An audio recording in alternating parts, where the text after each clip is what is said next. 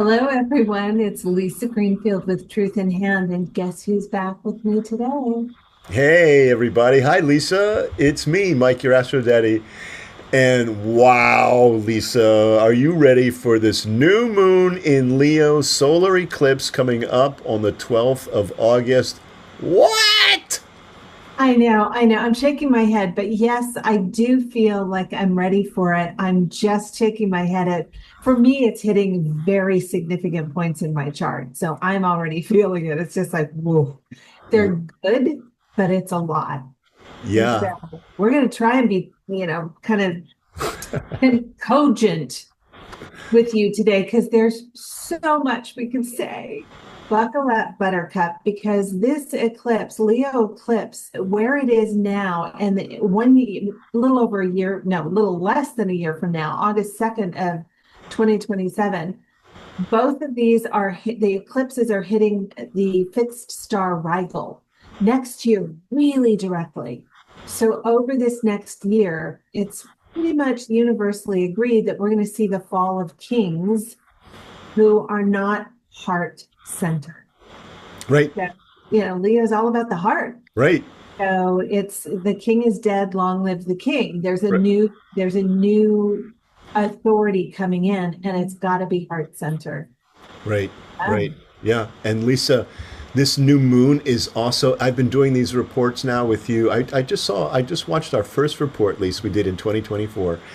And I've been doing these reports longer than that. And I have to be honest with you, I have never seen a new moon or even a full moon lunation with every single planet in the cosmos being activated within 1 or 2 degrees of each other. It's amazing. It's extraordinary. we are in such a time of change. And remember that the stars don't decide anything for us. They are a path of light or dark. They're above the horizon or they're below the horizon. What's below the horizon is the place where there's more effort, tends to be more effort required because we're moving around in the dark. Above, it gives us, light trails. It's kind of like a landing strip on a runway. So we have an opportunity to see where we're going. But with everything, it's like almost like the whole heavens have joined in to go, here, you guys, here's a map. We're going to help. So, because we're in an extraordinary time of It change. is. It's so true, Lisa. It's so true. Everything is vibrating right now. Everything is vibrating. Everything on this new moon will lead to something else. So that's what's so unique about it because all the outer planets, Lisa, are activated as well as the personal planets inside it, and especially Mercury, which we'll get into. Mercury plays kind of behind the scenes role in the at least the first heavily in within the first week, and then kind of trails off in the following week leading up to the Pisces full moon lunar eclipse, Lisa, coming in 2 weeks. Right.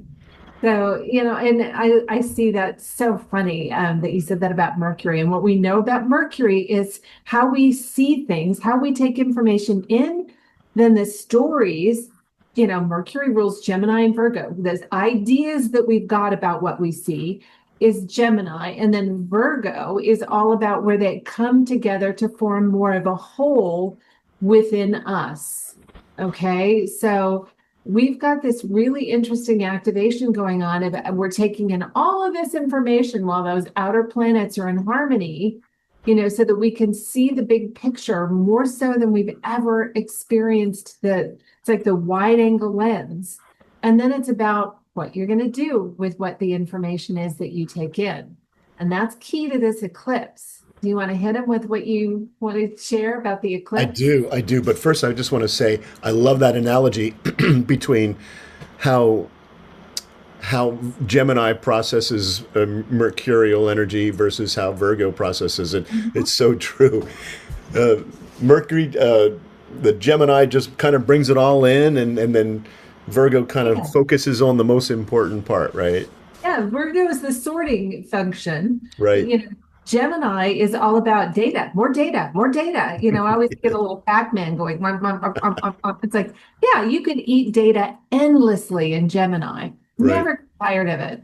Right. Yeah, but Virgo says, okay, where do I apply that to Yeah. me? you That's know? the perfectionism. That's what the one of the attributes of Virgo, right? The perfectionism. Zero in on being exact. Let's get into the new moon because I am really excited about this because it's happening in Leo at 20 degrees Leo. We have the sun and the moon on the same degree in Leo on the 12th of August. And check this out. At the same time, we have, are you ready? We have, in addition to the sun and the moon, we have the south node, we have Jupiter, and as of today, we have Mercury in Leo for this Leo new moon solar eclipse coming up. So there is so much activity, Lisa, going on in Leo, especially with Jupiter there, especially with the new moon there, especially with the solar eclipse there. But at the same time, we have the south node that says, oh, we have to take something away here, right? So it's almost like you got to give to receive. Yeah, you've got to empty the cup so you can fill it, right? Yeah, I think Yeah. so. Hmm. Yeah, and what I do love about that south node, helping it clear away, it's clearing away when you let it. If you're attached to ego, understand ego's job. All right. Leo is all about heart. It's the authentic heart in us that lights us up. I know people love to say it's performers or whatever, but the best actors, performers, musicians are the ones who just light up with the material. It's like they connect and they bring it through their heart. Well, when you're heart centered, it can feel vulnerable. So then the ego comes in with the mind as a separator That's and right. says, oh, I'm good, that's bad. I'm doing it right, they're doing it wrong. And so Mercury crossing over that south node and touching all these other players is giving you an opportunity to see where your mind may have separated you from things out of protection. That is, there's a difference between taking care of yourself and protecting yourself. One is expansive and leaves room for growth. One is contracting and to defend it. So I like if you can give up some of the unnecessary defenses in service of better care for that heart so that you can continue to shine authentically. Now we're in the sweet spot. That was fantastic. One of the things that I hadn't mentioned yet is all that activity in Leo is opposing Pluto in Aquarius. So we still have that push and pull between Leo and Aquarius, especially with Pluto there, the great transformer. So, and as I mentioned to you this earlier, it's again that me versus we, that push and pull between standing alone or standing with the community. Well, and you, in the report that you sent over, it said, talking about really moving away from external validator being the decision maker. It still matters. All of this opposite Aquarius, all of this Leo energy opposite Aquarius, we don't operate in isolation. But it's all about opposites give us the opportunity to integrate and find that center that for you, that Sweet spot. center. Yeah. Exactly. Where do you authentically desire to bring your light? And then opposite Pluto and Aquarius, where and who appreciates that light, welcomes that light, wants more of that light from you. Right. Right. So it's also finding the places and spaces where sometimes what you perceived as you being unacceptable was belonging at the cost of authenticity, when what you needed to do was find people where it was not only accepted, but applauded. So this eclipse Fantastic. is going to help us refine that. Yeah. Yeah. Because why? New moons are opportunities to initiate, to kick off things. And especially it's supercharged, Lisa, because this solar eclipse visibly we'll actually be able to see it the southern reaches of Greenland, Iceland, southern England. That's where it's going to be shown visibly on Earth, but we all feel that solar eclipse. And that solar eclipse is going to accelerate these plans that we put in place, for the new moon. It's almost like an accelerant, the having a solar eclipse on this new moon. Well, and it's interesting. You said we all feel it. Back to where I said the king is dead, long live the king. Right? Yeah. I've witnessed several things, just even in the last week. It's always amazing to me how spirit serves up, the theme for the, whatever the lunar forecast is. It's like, okay, I get it, message received. But there's been several different places, several different communities where the leaders have been under attack.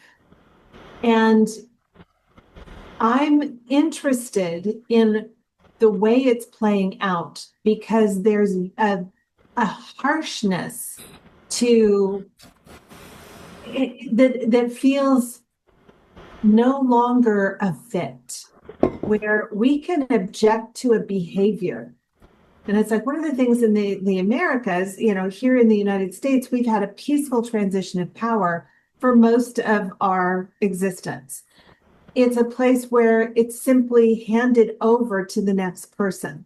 Well, there's a place where that actually is a model, should we choose to go forward with it, where you can object to the behavior of whoever the outside authority is. And it doesn't have to be a king, it doesn't have to be a leader. It can be the internal authority within you, the internalized parent, the voices that you've taken on. How can you say, that's no longer a fit for me, and retire the king, the external authority that overrode your authenticity, without necessarily killing the king? So it's like, yeah, I think there's a more, and these outer planets being in harmony can speak to that being an important option. Now, you get to do it any way you want. Again, the stars don't decide, but watch for the places where ego costs you opportunities because of a polarized way of taking information in and putting it back out. That, we've got Mars in Cancer, by this new eclipse. It's like Mars in Cancer can be unnecessarily defended rather than simply caring for what's precious and vulnerable. Right? Um, You talked about Mercury. Let me just run down, Lisa. all Listen to this. the This is please I just got to cover run it that. down, Liz, Yeah. because it's remarkable. On the 11th, a few hours before the new moon on the 12th, we have Mercury in Leo opposing Pluto. Then it's at 9:19. Then at 11:30, we have it trining Neptune. Then on the new moon itself at 4:47, so 3 hours after the new moon, we have it sextiling Uranus. Then the next day, Mercury sextiles Venus. Then on the 15th, 2 days later, Mercury conjuncts Jupiter. Then on the 17th, we have Mercury trining Saturn.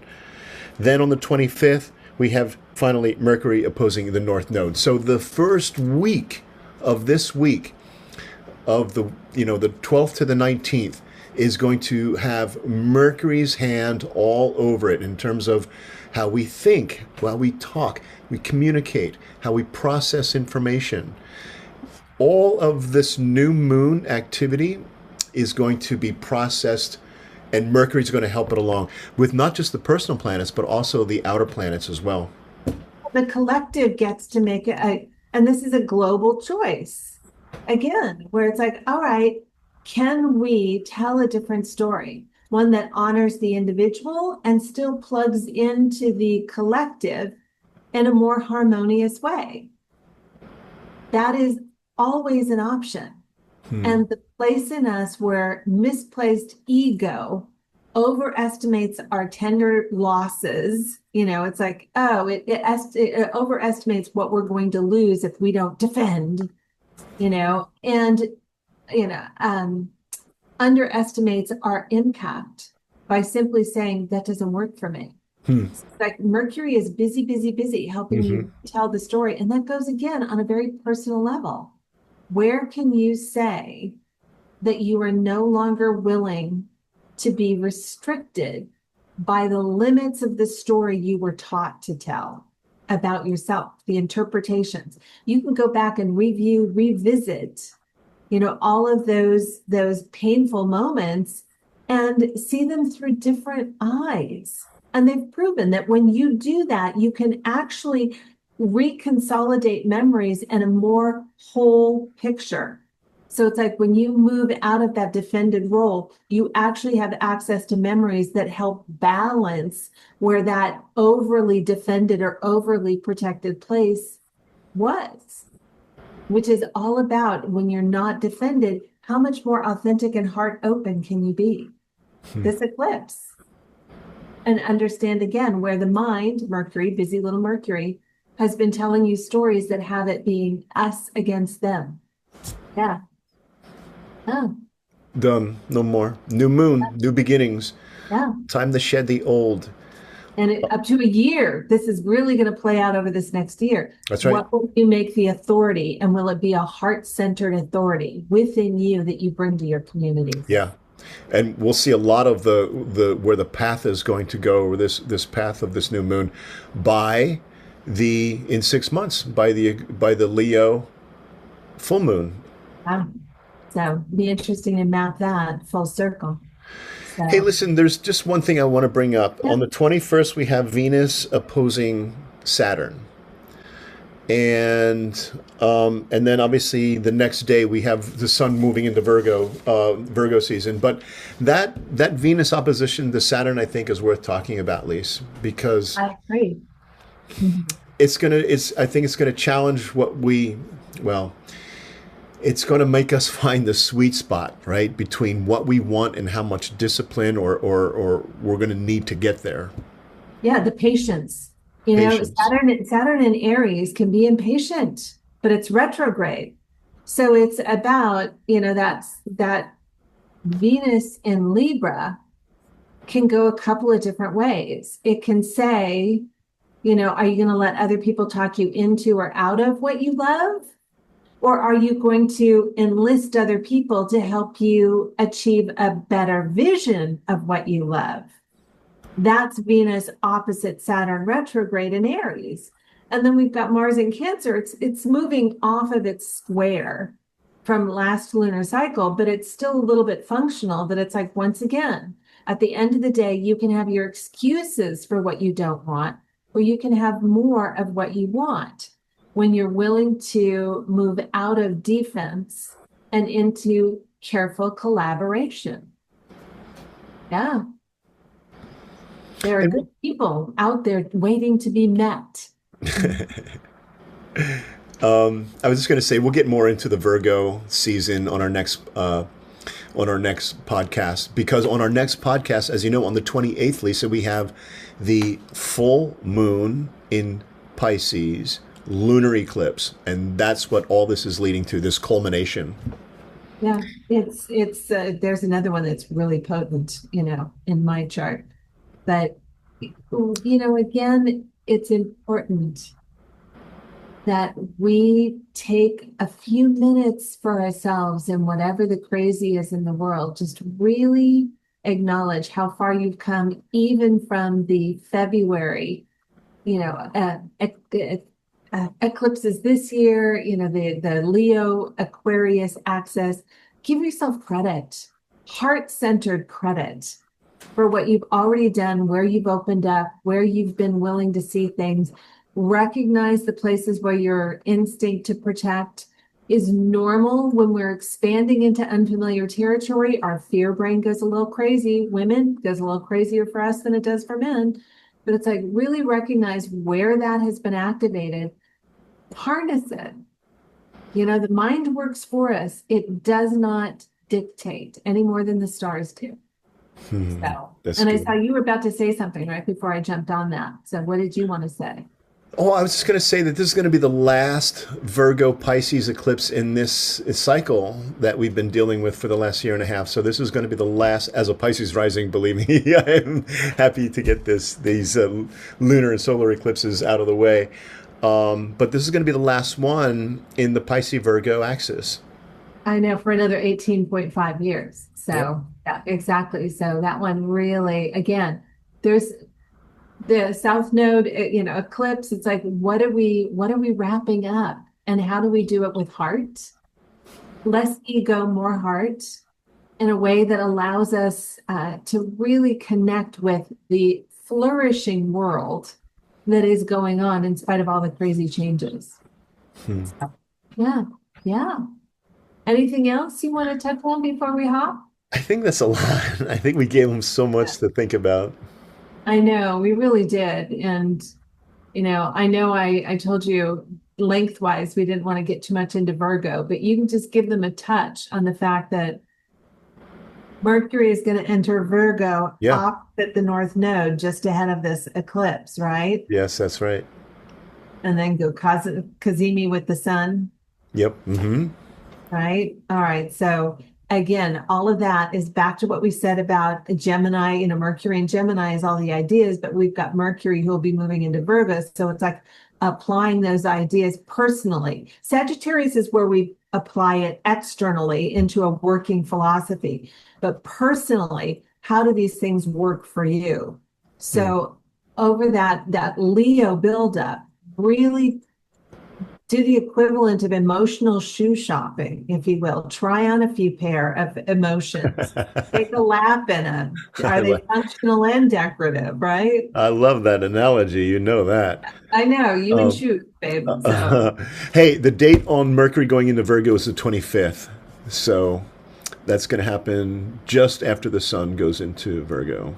yeah. So there's just a lot happening the next couple weeks. Take a moment, take a breath, take a pause, reflect. The more you can honestly give yourself a few minutes of your quality time, the less you find yourself operating from unconscious patterns. It's like time is done. The expiration is up on so many of those. And part of you already knows that. And the part of you that doesn't just needs to be reassured that, what you're letting go of is giving you an open hand to receive even more. Yeah. Yeah. Well, thank you, Mike. Appreciate all the Thank hard you. work you did. My So, pleasure, Lisa. yeah. And so I'm Lisa Greenfield with Truth in Hand signing off until next time. And I'm Mike, your Astro Daddy. Everyone have a great new moon and Leo solar eclipse. We cannot wait to talk to you next time. Take care, Lunar. everyone. Bye.